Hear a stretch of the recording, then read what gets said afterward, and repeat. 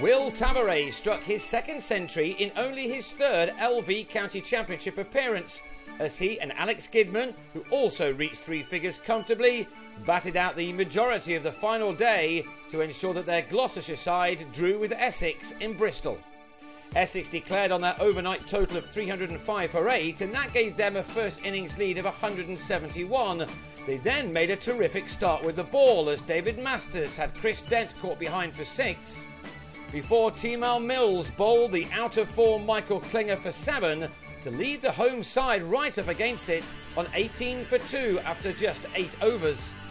So Essex must have really fancied their chances after such a start, but as it turned out, they were unable to grab even one more wicket for the rest of the day, a day dominated by both Tavares and Gidman.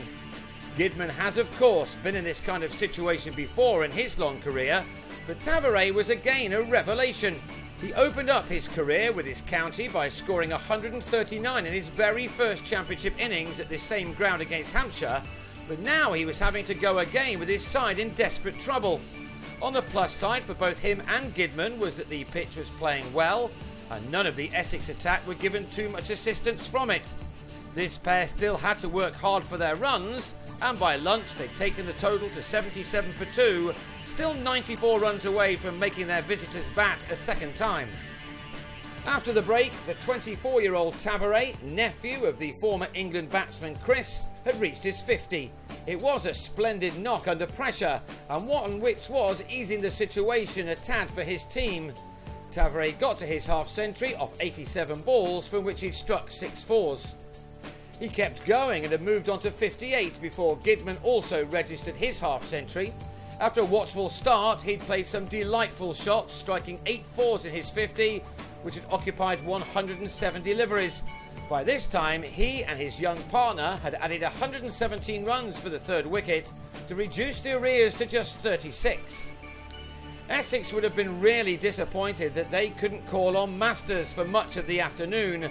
He hurt his hand while fielding in the morning and could only deliver 4 more overs in the afternoon session, and that helped Gloucestershire out no end. Having said that, both Gidman and Tavares were batting really well against all of the bowlers, and with the ball now soft and doing little, they just needed to keep up their powers of concentration. By tea time, both were approaching their hundreds, and the game was as good as over, as they carried their excellent partnership to 192 for a lead of 39. As the sandwiches were being eaten, the only thing left to play for was to see whether these two batsmen could make it to 3 figures. Gidman effortlessly worked Monty Panesar through mid-wicket for his 15th 4 from his 166th delivery. On days like this, he's a player who can make batting look ever so easy. This was the 21st time he'd got to 3 figures in his career. He'd also reached 10,000 first-class runs during the first innings of this match. He celebrated by clipping Panesar for a 6, as all just waited now for Tavares to complete his job so the captains could shake hands and consign this game to a draw. This was Tavares' moment. What a start he's made to his championship career, taking his tally of runs to 299 in 5 innings at an average of 74. For a moment he must have wondered if he was going to be run out on 99, but he got home to get to 3 figures off 212 deliveries, from which he'd found the boundary 12 times. One wonders where he's been all this time.